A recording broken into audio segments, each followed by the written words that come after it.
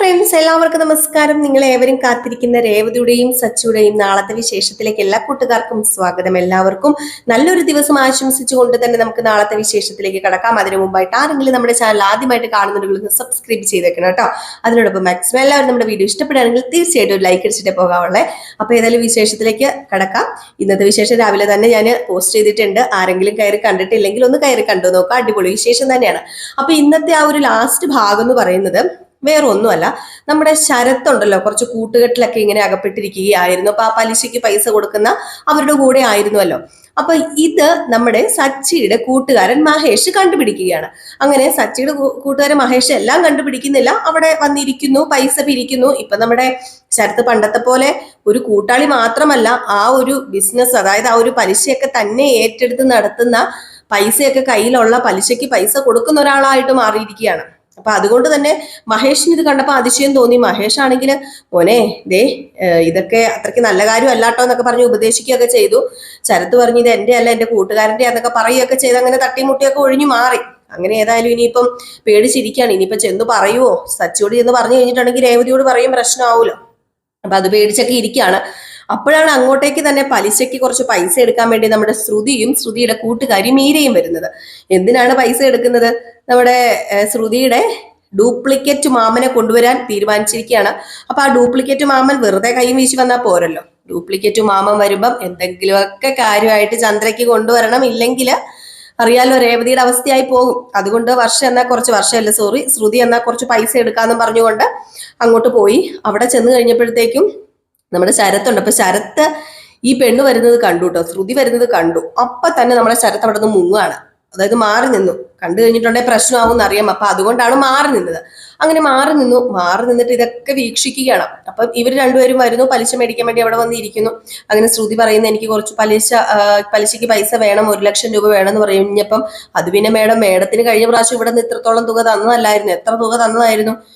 അപ്പൊ വീണ്ടും പൈസ എന്ന് പറയുമ്പം അത് പിന്നെ ഞാൻ പലിശ കറക്റ്റ് ആയിട്ട് തരുന്നില്ലേ, പിന്നെ നിങ്ങൾക്ക് പൈസ തരുന്നതിന് എന്താ ബുദ്ധിമുട്ടെന്ന് ചോദിക്കുമ്പം അത് ശരിയാണ്, ഇവിടെ പലിശയ്ക്ക് പൈസ മേടിച്ചാലേ നിങ്ങൾ മാത്രമേ കറക്റ്റ് ആയിട്ട് പലിശ തരാറുള്ളൂ, അതുകൊണ്ട് കുഴപ്പമില്ല, പക്ഷെ എന്തെങ്കിലും വിത്തിങ് പ്രൂഫ് വേണം. അപ്പോഴത്തേക്ക് ഒരു ചെക്ക് കൊടുത്തു. ഈ ചെക്ക് കൈവശം ഇരിക്കട്ടെ എന്ന് പറഞ്ഞു. അങ്ങനെയാണ് അവിടുന്ന് നമ്മുടെ ശ്രുതി പൈസ മേടിക്കുന്നത്. അപ്പൊ ആദ്യം അവര് കൊടുക്കാൻ തയ്യാറായില്ലെങ്കിലും ഈ ചെക്ക് ലീഫൊക്കെ കൊടുത്തു കഴിഞ്ഞപ്പോഴത്തേക്കും പൈസ കൊടുത്തു. അപ്പൊ ഇതെല്ലാം കാണുകയാണ് നമ്മുടെ ശരത്. എന്തിനായിരിക്കും ശ്രുതിക്ക് ഇത്രയും പൈസ? മലേഷ്യക്കാരിയൊക്കെ ആണല്ലോ, പിന്നെ എന്തിനാ ഇത്രയും പൈസയുടെ ആവശ്യം? ഇതൊന്നും മനസ്സിലാവുന്നില്ല. എന്നിട്ട് അവര് പോയി കഴിഞ്ഞപ്പോഴത്തേക്കും കൂട്ടുകാരനോട് ഇങ്ങനെ പറയാണ്, അല്ല ആ വന്നത് എൻ്റെ ചേച്ചിയുടെ അനിയന്റെ ഭാര്യയാണ്, അനിയന്റെ അല്ല ചേട്ടന്റെ ഭാര്യയാണ്. പക്ഷെ പുള്ളിക്കാരി ഭയങ്കര പണമൊക്കെ ഉള്ള ആളാ, ബിസിനസ് സ്വന്തമായിട്ട് നടത്തുന്നു, മലേഷ്യയിലാണ് അച്ഛൻ, പിന്നെ എന്തിനായിരിക്കും ഈ പൈസ എന്നൊക്കെ പറയുമ്പോഴത്തേക്ക് എടാ ബിസിനസ്സുകാർക്കല്ലേടാ പലിശ ആവശ്യം, ബിസിനസ്സുകാർക്കല്ലേ പലിശയ്ക്ക് പൈസയൊക്കെ കൂടുതൽ എടുക്കുന്ന, അവർക്ക് ഈ റോള് ചെയ്ത് മറിച്ചും തിരിച്ചും ഒക്കെ നിൽക്കണ്ടേ, അതുകൊണ്ടായിരിക്കും എന്ന് പറയുമ്പോൾ എനിക്ക് അങ്ങനെ തോന്നുന്നില്ല, എന്തോ ഒരു കള്ളക്കളിയുടെ ലക്ഷണമൊക്കെ മണക്കുന്നുണ്ടെന്ന് പറയുമ്പം എടാ നമ്മൾ ഈ കള്ളക്കളിയാണല്ലോ, അപ്പൊ അതുകൊണ്ടാണ് നമുക്ക് അങ്ങനെ തോന്നുന്നതെന്നൊക്കെ പറയാണ്. അപ്പൊ അങ്ങനെയൊക്കെ ഇരിക്കുമ്പോഴാണ് പിന്നെ കാണിക്കുന്ന നമ്മുടെ രേവതി വീട്ടിലേക്ക് ചെല്ലാം ലക്ഷ്മിനെ കാണാൻ വേണ്ടി. എന്തിനാണ് വന്നതെന്ന് ചോദിക്കാന്. വന്നത് കൊണ്ടല്ലേ നമ്മുടെ ലക്ഷ്മി അപമാനം ഏറ്റുവാങ്ങിയത്. അങ്ങനെ വീട്ടിലേക്ക് ദേഷ്യം വന്ന് ചെല്ലുന്നു. ചെന്നിട്ട് എന്തിനാ അമ്മ അങ്ങോട്ടേക്ക് എഴുന്നള്ളി വന്നത്? അമ്മയ്ക്ക് വല്ല കാര്യം ഉണ്ടായിരുന്നോ? എന്തിനാ? സ്നേഹം ഉണ്ടെങ്കിൽ അത് മനസ്സിരുന്നാൽ പോരെ? എല്ലാവരുടെയും മുമ്പിൽ വെച്ച് ഇപ്പം എന്റെ അമ്മേനെ അപമാനിച്ചപ്പോ എനിക്ക് എത്ര വേദനിച്ചെന്ന് അറിയാമോ? അമ്മയ്ക്ക് അറിയാമോ അമ്മ എത്രമാത്രം വേദനിച്ചിട്ടുണ്ടെന്ന്? അമ്മയുടെ മനസ്സ് വേദനിക്കാൻ ഇടയായത് അമ്മ അങ്ങോട്ട് വന്നോണ്ടല്ലേ? എന്നോട് ഒരു വാക്ക് പറഞ്ഞിരുന്നെങ്കിൽ ഞാൻ വരണ്ടെന്ന് പറഞ്ഞേനെ എന്നൊക്കെ പറഞ്ഞപ്പം നമ്മുടെ ലക്ഷ്മി പറഞ്ഞു, അതെങ്ങനെയാ മോളെ വരാതിരിക്കുന്നത്? നമ്മൾ ഒത്തിരി സാമ്പത്തികം ഉള്ളവരൊക്കെ അല്ലായിരിക്കാം, പക്ഷെ ചെയ്യേണ്ട കാര്യം ഞാനല്ലാതെ നിനക്ക് വേണ്ടി ആർക്കാ ചെയ്യുന്നത്? ആർക്ക് വേണ്ടി ആരാ ചെയ്യുന്നത്?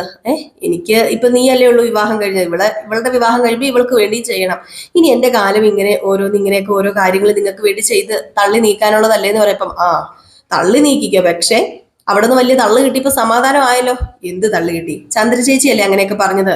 പക്ഷേ രവിയേട്ടൻ അങ്ങനെയൊന്നും പറഞ്ഞില്ലല്ലോ. രവിയേട്ടൻ എന്തൊരു സ്നേഹമായിരുന്നു, എല്ലാവരുടെയും മുമ്പിൽ വെച്ച് എന്നോട് നല്ല രീതിയിലല്ലേ സംസാരിച്ചത്. അതെ, അച്ഛൻ നല്ല രീതിയിലാണ് സംസാരിച്ചത്, എങ്കിൽ പോലും വർഷയുടെ അമ്മയുടെ മുമ്പിൽ വെച്ച് അമ്മയ്ക്ക് ഒരുപാട് അപമാനം ഏറ്റുവാങ്ങേണ്ടി വന്നില്ലേ എന്ന് പറഞ്ഞു. അപ്പോഴത്തേക്ക് നമ്മുടെ ദേവു അവിടെ ഇരിപ്പുണ്ടായിരുന്നു. ദേവുവിനോട് രേവതി പറഞ്ഞു, നിനക്കെങ്കിലും ഒന്ന് പറഞ്ഞു മനസ്സിലാക്കി കൂടെ അമ്മേനെ? അമ്മേനെ എന്തിനാ അങ്ങോട്ട് പറഞ്ഞു വിട്ടത്? ഓ പിന്നെ മനസ്സിലാക്കാൻ പറ്റിയ ടീമാണല്ലോ, കൊച്ചു ടീമൊന്നും അല്ലല്ലോ. എന്താ കൊച്ചു പിള്ളേരാണോ നഴ്സറി പോകുന്നോ LKG പഠിക്കുന്നോ കൊച്ചു പിള്ളേരാണോ ഞാൻ പറഞ്ഞ് മനസ്സിലാക്കാൻ? ചേച്ചി അമ്മയ്ക്ക് ഇഷ്ടമുള്ള കാര്യങ്ങൾ ചെയ്യുന്നു, ഞാനത് വേണ്ടാന്ന് പറഞ്ഞാൽ അമ്മ കേൾക്കുന്നു ചേച്ചിക്ക് തോന്നുന്നുണ്ടോ? ഒരിക്കലും ഇല്ല. പിന്നെ ഞാൻ തടസ്സം ഒന്നും നിന്നില്ല എന്ന് പറഞ്ഞു. അപ്പോഴത്തേക്കുമാണ് നമ്മുടെ ശരത്ത് അങ്ങോട്ടേക്ക് വരുന്നത്. അപ്പൊ ശരത്ത് അങ്ങോട്ടേക്ക് വരുന്നു. ശരത്ത് അങ്ങോട്ടേക്ക് വന്നിട്ട് ചേച്ചിയുടെ ഇങ്ങനെ സംസാരിക്കുകയൊക്കെ ചെയ്യാണ്. രേവതിയോടും ദേവുവിനോടും ലക്ഷ്മിയോടും ഇങ്ങനെ സംസാരിക്കുകയൊക്കെ ചെയ്യുമ്പോഴത്തേക്കും ശരത്ത് ഇത് കേട്ട് കഴിഞ്ഞപ്പം, അതായത് അപമാനിച്ച കാര്യം ശരത്ത് കേട്ട് കഴിഞ്ഞപ്പോഴത്തേക്കും ശരത്തിന് ദേഷ്യം വന്നു. ശരത്ത് പറഞ്ഞു, അത് മോശമായി പോയല്ലോ, അമ്മയ്ക്ക് പോകുന്നതിന് മുമ്പ് എന്നോട് പറയത്തില്ലായിരുന്നോ? കാര്യമായിട്ട് നമുക്ക് എന്തെങ്കിലും മേടിച്ചുകൊണ്ട് കൊടുക്കായിരുന്നല്ലോ എന്ന് പറഞ്ഞപ്പോഴത്തേക്ക് പെട്ടെന്ന് രേവതി ചോദിച്ചു, കാര്യമായിട്ട് എന്തെങ്കിലും മേടിക്കാനോ? നീ എന്താ ഉദ്ദേശിച്ചത്? നിനക്ക് എവിടെ നിന്നാടാ പൈസ? പറയടാ, നീയാ പഠിക്കാൻ പോവല്ലേ, നിനക്ക് എവിടെ നിന്നാ പൈസ? അത് പിന്നെ ഞാൻ എവിടെന്നെങ്കിലും മറിക്കുവോ തിരിക്കുവോന്ന് വേണ്ട, നീ ഇപ്പം പഠിക്കുക, അത് മാത്രം മതി. കൂടുതലും മറിക്കാനും തിരിക്കാനും ഒന്ന് പൊന്ന് ചെറുക്കാൻ നീ ദേവി ഇത് പോകരുത്. നീ ഇപ്പം നിനക്ക് ഒരു ലക്ഷ്യമുള്ളത് പഠനം മാത്ര. എങ്ങനെയും നല്ല ജോലി മേടിക്കുക, അത് മാത്രമേ ഉള്ളൂ നിന്റെ ലക്ഷ്യം. അല്ലാതെ നീ ഇനി ഇതിന്റെ പുറകെ സൈഡ് ബിസിനസ് ആയിട്ടൊന്നും പോകണ്ടല്ലോ. പണ്ടത്തെ പോലെ സൈഡ് ബിസിനസ് വല്ലതും ഉണ്ടോ? എങ്കിലും അത് നിർത്തിക്കോളാൻ പറഞ്ഞപ്പോ, ചേച്ചി അങ്ങനെയൊന്നും ഇല്ല. പിന്നെ എന്റെ കൂട്ടുകാരന്മാരെ തിരിക്കും മറിക്കും ഒക്കെ ചെയ്യാൻ തരും പൈസ, കാരണം അവന്മാര് പൈസ ടീമുകളാ. ഈ പൈസ ടീമുകളുമായിട്ടുള്ള കൂട്ടുകെട്ട് തന്നെ എന്റെ പൊന്നു മോനെ ആദ്യം അവസാനിപ്പിക്കുക എന്നൊക്കെ പറയാണ്. അപ്പോഴത്തേക്ക് നമ്മുടെ ശ്രുതിയുടെ കാര്യം പറയണ്ടെന്ന് വെച്ചാൽ, ഇനിയിപ്പോ ശ്രുതിയുടെ കാര്യം കൂടെ പറഞ്ഞു കഴിഞ്ഞിട്ടുണ്ടെങ്കിൽ ശരത്ത് അവിടെ എങ്ങനെ പോയി, എന്തിനു പോയി എന്നൊക്കെ രേവതി ചോദ്യം ചെയ്യൂലോ. അപ്പൊ പിന്നെ ശ്രുതിയുടെ കാര്യം പറയണ്ടെന്ന് വെച്ചു കേട്ടോ. ഏതായാലും അത് കഴിഞ്ഞ് പിന്നെ കാണിക്കും നമ്മുടെ ശ്രുതിനെ, ശ്രുതിയുടെ കൂട്ടുകാരി മീരേനെ. അപ്പൊ വീണ്ടും കാണാൻ വേണ്ടി പോവാണ്. കുറച്ച് ഡ്രസ്സൊക്കെ മേടിച്ചു കൊടുക്കണമല്ലോ, മാമനാണല്ലോ. ഇറച്ചി വെട്ടുകാരൻ മാമനായിട്ട് വന്നു കഴിഞ്ഞാൽ എന്തായിരിക്കും അവസ്ഥ? അപ്പൊ അതുകൊണ്ട് തന്നെ എന്തായാലും ഒരു കാര്യം ചെയ്തേക്കാം, എങ്കിൽ പിന്നെ കുറച്ച് ഡ്രസ്സൊക്കെ എടുത്ത് കൊടുത്തേക്കാന്ന് പറഞ്ഞ് അങ്ങോട്ടേക്ക് പോവാണ്. പിന്നെ കുറെ കാര്യങ്ങൾ പറഞ്ഞ് പഠിപ്പിക്കാനുണ്ട്, അവരുടെ കുടുംബക്കാരെ കുറിച്ച് പറയാനുണ്ട്. ശ്രുതിയുടെ ചേട്ടന്മാരെയും അനിയന്മാരെയും അമ്മേനെയും അച്ഛനെയും എല്ലാവരുടെയും ഓരോരോ സ്വഭാവങ്ങളൊക്കെ പറഞ്ഞ് പഠിപ്പിക്കാനുണ്ട്. അങ്ങനെ ചെന്നിട്ട് നമ്മുടെ ശ്രുതി ഇങ്ങനെ പറഞ്ഞു കൊടുക്കുകയാണ്, ഇങ്ങനെയാണ് അങ്ങനെയാണ്, ഓവർ ആക്ടിങ് കാണിക്കരുതെന്നൊക്കെ. അപ്പൊ ഞാൻ ഓവർ ആക്ടിങ് കാണിക്കാനോ? അതുപോലെ പണമുള്ള ഒരാളെ പോലെ നടക്കാവുള്ളൂ എന്ന് പറയുമ്പോൾ, പണമുള്ള ഒരാളെ പോലെ നടക്കേണ്ട കാര്യമുണ്ടോ എനിക്ക്? ഞാൻ അതുപോലെ അല്ലേ ഓൾറെഡി നടക്കുന്നത് എന്നൊക്കെ പറഞ്ഞ് ഓരോന്നിങ്ങനെ സംസാരിച്ചൊക്കെ കേൾപ്പിക്കുകയാണ്. കേൾക്കുമ്പോ തന്നെ അറിയാം പുള്ളിക്കാരൻ കുറച്ച് ഓവറാണ്, ചളവാക്കാൻ പറ്റിയ ടീമുമാണ്. ഏതായാലും നമ്മുടെ മീര കൊണ്ട് കാണിച്ചിരിക്കുന്ന പറ്റിയ കക്ഷീനെയാണ് കേട്ടോ. അപ്പൊ ഏതായാലും ഡ്രസ്സൊക്കെ മേടിക്കാനുള്ള കുറച്ച് പൈസയും ഡ്രസ്സും ഒക്കെ കൊടുത്തിട്ട് ഇങ്ങ് പോരുവാണ് നമ്മുടെ ശ്രുതി.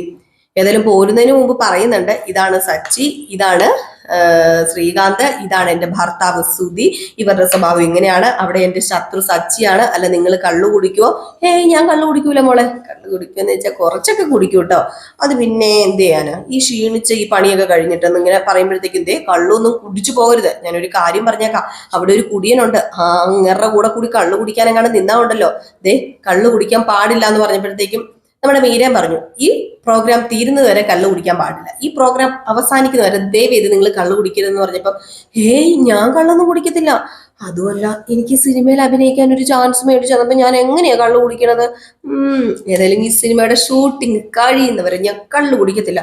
മോഹൻലാലിന്റെയും ജോഷി സാറിന്റെ ഒക്കെ കൂടെ അഭിനയിക്കാനുള്ളതല്ലേ, അപ്പൊ ഞാൻ കള്ളു കുടിച്ചു കഴിഞ്ഞിട്ടുണ്ടെങ്കിലേ ശരിയാവൂല. ഏതായാലും നിങ്ങൾ പ്രതീക്ഷിക്കുന്നതിനും അപ്പുറമായിരിക്കും എൻ്റെ അഭിനയം എന്നൊക്കെ ഇങ്ങനെ പറയാണ്. എന്നിട്ട് അയാളോട് പറഞ്ഞതിൽ നിങ്ങൾ ഇവിടെയല്ല വരേണ്ടത്, നാട്ടിലാണ് വരേണ്ടത്, നാട്ടിലെ അച്ഛമ്മയുടെ അടുത്താണ് വരേണ്ടത്. അപ്പൊ അവിടുത്തെ കാര്യങ്ങളും അന്തരീക്ഷങ്ങളും ഒക്കെ ഇങ്ങനെ പറഞ്ഞു കൊടുത്തിട്ടാണ് നമ്മുടെ ശ്രുതി അവിടുന്ന് പോകുന്നത്. ഏതായാലും ശ്രുതി പ്രതീക്ഷിക്കുന്നത് പോലെ പുള്ളിക്കാരൻ തകർത്ത് അഭിനയിക്കുമെന്നൊക്കെ നമുക്ക് കാത്തിരുന്ന് കാണേണ്ടിയിരിക്കുന്നു. അപ്പൊ ഇതൊക്കെ കഴിഞ്ഞ് പിന്നെ കാണിക്കുന്ന സീൻ എന്ന് പറഞ്ഞിട്ടുണ്ടെങ്കിൽ, ശ്രുതി ആണെങ്കിൽ എന്ത് ചെയ്തിട്ട് ഫോൺ വിളിച്ചിട്ട് നമ്മുടെ ശ്രുതി ഫോൺ എടുക്കുന്നില്ല. അപ്പൊ ശ്രുതി ഫോൺ എടുക്കുന്നില്ല. അപ്പൊ അതുകൊണ്ട് തന്നെ നമ്മുടെ ശ്രുതി എന്ത് ചെയ്തു, ശ്രുതി നേരെ ഓഫീസിലേക്ക് വിളിച്ചു, ബ്യൂട്ടി പാർലറിലേക്ക് വിളിച്ചു. അവിടെ വിളിച്ചു കഴിഞ്ഞപ്പോഴത്തേക്കും ശ്രുതി അവിടെ ഇല്ല. ആകെപ്പാടെ ടെൻഷൻ കേട്ടോ, അയ്യോ ഇനി എന്നെ ഇട്ടിട്ട് പോയോ, എൻ്റെ ഈശ്വര ഇനി എന്നെ ഇട്ടിട്ട് പോയി കാണുമോ എന്നൊക്കെ.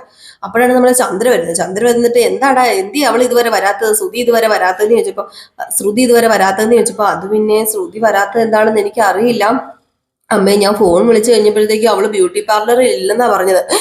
ഇനിയിപ്പോ നീ വല്ല വഴക്കും കൂടിയോടാ അവളോട്, ഇനിയിപ്പോ അവൾ വല്ല ഇറങ്ങിപ്പോയോ? ഏയ് ഇറങ്ങിപ്പോകാനൊന്നും വഴിയില്ല അമ്മേ, അങ്ങനെ ഇറങ്ങി പോകത്തൊന്നുമില്ല. എങ്കിൽ പിന്നെ അവൾ എന്ത് ചെയ്യും എന്നൊക്കെ പറഞ്ഞ് ഇങ്ങനെ സംസാരിച്ചുകൊണ്ട് നിൽക്കുമ്പോഴാണ് നമ്മുടെ ശ്രുതി കയറി വരുന്നത്. അങ്ങനെ ശ്രുതി കയറി വന്ന ഉടനെ തന്നെ ശ്രുതി ചോദിച്ചു, എവിടെ പോയി കിടക്കുമായിരുന്നു ശ്രുതി നീ? ഞാൻ ബ്യൂട്ടി പാർലറിൽ വിളിച്ചപ്പോൾ നീ അവിടെ ഇല്ലായിരുന്നല്ലോ. ഇത് കേട്ടപ്പോഴത്തേക്കും ശ്രുതിക്ക് ദേഷ്യം വന്നു. ശ്രുതി പറഞ്ഞു, ഷേ എന്താ ഈ പറയുന്നത്? ബ്യൂട്ടി പാർലറിൽ എന്തിനാ ശ്രുതി വിളിച്ചത്? ശ്രുതിക്ക് അതിനൊക്കെ വല്ല കാര്യം ഉണ്ടായിരുന്നോ? എനിക്കാണ് ദേഷ്യം വരുന്നുണ്ട് കേട്ടോ. അവരൊക്കെ എന്നാ വിചാരിച്ചു കാണും? ശ്രുതിക്ക് എന്നെ സംശയമാണെന്ന് വിചാരിച്ചു കാണില്ലേ? ദേ ഒരു കാര്യം പറഞ്ഞേക്കാം, ഇനി ഇങ്ങനെ ഫോണൊന്നും വിളിക്കാൻ പാടില്ല കേട്ടോ. എനിക്ക് ദേഷ്യാട്ടോ. അവരൊക്കെ എന്നെ കുറിച്ച് എന്ത് വിചാരിക്കും? ശ്രുതിനെ കുറിച്ച് എന്ത് വിചാരിക്കും?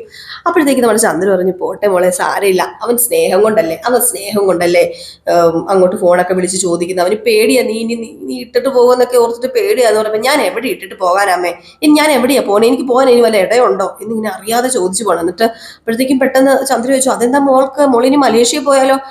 അല്ല, അത്രയും ദൂരമൊന്നും ഞാൻ പോകില്ലോ. ഞാൻ എൻ്റെ അമ്മയുമായിട്ട് അത്രയ്ക്ക് ടച്ച് അല്ലെന്ന്, അച്ഛനുമായിട്ട് അത്രയ്ക്ക് ടച്ച് അല്ലെന്ന് അറിയാലോ. പിന്നെ എന്താ എന്നൊക്കെ ഇങ്ങനെ ചോദിക്കുകയാണ്.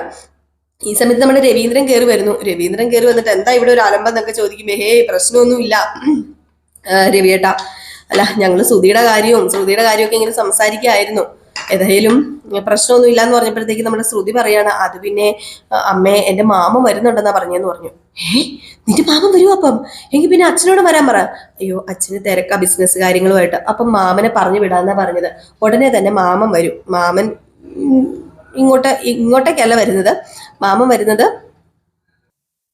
നാട്ടിലേക്ക് വരാന്നാ പറഞ്ഞത്. ഏതായാലും നമ്മൾ ഇന്ന് പോവുമല്ലേ, നാട്ടിൽ പോവല്ലേ, അപ്പൊ അങ്ങോട്ടേക്ക് വരാന്നാ പറഞ്ഞത് എന്ന് പറഞ്ഞു. അപ്പോഴത്തേക്കാണ് നമ്മുടെ ശ്രുതി പറഞ്ഞത്, എങ്കിൽ പിന്നെ എയർപോർട്ടിലെ ഞാൻ തന്നെ പോയി കൂട്ടിക്കൊണ്ട് വരാം എന്നിങ്ങനെ പറഞ്ഞപ്പോ, വേണ്ട, എയർപോർട്ടിലൊന്നും പോയി കൂട്ടിക്കൊണ്ട് വരണ്ട, മാമൻ ഇവിടെ ആരങ്ങോട്ടൊക്കെ കാണാനുണ്ട്, അപ്പൊ വന്നിറങ്ങി കണ്ടിട്ട് നേരെ അങ്ങോട്ടേക്ക് തന്നെ വരും എന്നിങ്ങനെ പറഞ്ഞു. ഇത് കേട്ട് കഴിഞ്ഞപ്പോഴത്തേക്കും ചന്ദ്രയ്ക്ക് വല്ലാണ്ടൊന്ന് സന്തോഷമായിട്ടോ. ഇനിയിപ്പം ചന്ദ്രയ്ക്ക് വേറെ വല്ല സന്തോഷിക്കാനുണ്ടോ? ചന്ദ്ര ഏതായാലും ഇവിടെ എല്ലാവരും പറയുമായിരുന്നല്ലോ, ശ്രുതിയുടെ ആരും വരുന്നില്ലെന്ന്. ഇപ്പൊ ദേ എന്റെ ശ്രുതിമോളുടെ എല്ലാവരും വരാൻ പോവാ. കണ്ടോ, അവളുടെ മാമൻ വന്നു കഴിയുമ്പോ നോക്കിക്കോ, കൈ നിറയെ സാധനമായിട്ടായിരിക്കും വരുന്നത് എന്നൊക്കെ ഇങ്ങനെ പറയുമ്പോഴത്തേക്കും നമ്മുടെ ശ്രുതിയാണെങ്കിൽ ഇങ്ങനെ നോക്കുകയാണ് കേട്ടോ. ഇനിയിപ്പൊ എന്തെങ്കിലുമൊക്കെ ഒപ്പിക്കണം നമ്മുടെ ശ്രുതിക്ക്. ഏകദേശം ഈ ഒരു സീനൊക്കെ കാണിച്ചിട്ടാണ് നാളത്തെ വിശേഷം അവസാനിക്കുന്നത്. നമ്മുടെ ശ്രുതിയും വർഷയും രേവതിയും സച്ചിയും ചന്ദ്രയും രവീന്ദ്രനും എല്ലാവരും കൂടി ഇനി നാട്ടിലേക്ക് പുറപ്പെടുകയാണ്. അപ്പൊ ഇനിയിപ്പൊ കാണാൻ പോകുന്ന കുറച്ച് സീനുകള് നമ്മുടെ അച്ചമ്മയുടെ അടുത്ത് ചെന്നിട്ടുള്ള തകർപ്പൻ സീനുകളാണ്. അച്ചമ്മയുടെ അടുത്ത് ചെന്നാൽ അറിയാലോ, നമ്മുടെ ചന്ദ്രനെ മൂക്ക് കൊണ്ട് ഇത്ര ഒക്കെ വരപ്പിക്കും അച്ചമ്മ. ഏതായാലും നമ്മുടെ രേവതിക്ക് കുറച്ച് ദിവസം സുഖകരം, ശാന്തം. ഏതായാലും കോമഡികളൊക്കെയാണ് കേട്ടോ. നമ്മുടെ മാമൻ വന്നു കഴിയുമ്പോഴത്തേക്കും അതിലും വലിയ വിറ്റും കോമഡിയൊക്കെയാണ്. അതൊക്കെ നമുക്ക് കാത്തിരുന്ന് തന്നെ കാണാം. അപ്പൊ എല്ലാവരും കാത്തിരിക്കുക. അപ്പൊ ഞാൻ പറഞ്ഞായിരുന്നല്ലോ, എനിക്ക് കുറച്ച് ഹെൽത്ത് ഇഷ്യൂസ് ഒക്കെ ഉണ്ടായിരുന്നു. അതൊക്കെ ഏകദേശം മാറിയൊക്കെ വരുന്നു. ഇപ്പൊ ചിലര് കമന്റ് ഇടുന്നുണ്ട്, നിനക്ക് വേറെ പണിയില്ലേ, നിനക്ക് ഹെൽത്ത് ഇഷ്യൂസ് ആണെങ്കിൽ നീ വീട്ടിൽ ഇരുന്നാ പോരെ, നീ എന്തിനാ ഈ കിടന്ന് ഇതിന്റെ മുമ്പിൽ വന്നിരുന്ന് ചിലക്കുന്നതെന്നൊക്കെ. നമുക്ക് ഹെൽത്ത് ഇഷ്യൂസ് ഉണ്ടെങ്കിലും നമുക്കിത് ചെയ്തില്ലെങ്കിൽ നമ്മുടെ വരുമാനം തടസ്സമാവുക. നമ്മൾ ഇത് പ്രതീക്ഷിച്ചാട്ടാണല്ലോ നമ്മൾ ജീവിക്കുന്നത്. പിന്നെ നമ്മുടെ വരുമാനം നഷ്ടമായി കഴിഞ്ഞിട്ട് നമുക്ക് ഇത് പ്രതീക്ഷിച്ച് നമുക്ക് ഒരുപാട് കാര്യങ്ങൾ ചെയ്യാനുണ്ട്. അപ്പൊ നമ്മൾ വീഡിയോ ചെയ്യാതിരുന്നിട്ടുണ്ടെങ്കിൽ എനിക്കാണ് പൈസ കിട്ടാതെ വരുന്നത്, എൻ്റെ കുടുംബമാണ് അവതാളത്തിലാവുന്നത്. അപ്പൊ അതുകൊണ്ട് തന്നെ ഞാൻ എത്രയ്ക്ക് ക്ഷീണമുണ്ടെങ്കിലും ഞാൻ വീഡിയോസ് ഇടാൻ ശ്രമിക്കുന്നത് അതാണ് കേട്ടോ. കുറച്ച് പേരുടെ കമന്റ് ഒക്കെ ഞാൻ കേട്ടു. നിങ്ങൾക്ക് കമന്റ് ഇടാനുള്ള അഭിപ്രായം സ്വാതന്ത്ര്യമൊക്കെ ഉണ്ട്, ഞാൻ പറഞ്ഞതേ ഉള്ളൂ കേട്ടോ. അപ്പൊ എല്ലാവരും കാത്തിരിക്കുക, അടുത്ത വിശേഷവുമായിട്ട് വരാം. നയനയുടെയും ആദർശിന്റെയും വിശേഷമാണ് ഇനി. അത് നമ്മൾ രാത്രി 9:30 പോസ്റ്റ്. എല്ലാവർക്കും ടാറ്റാ, ബൈ ബൈ.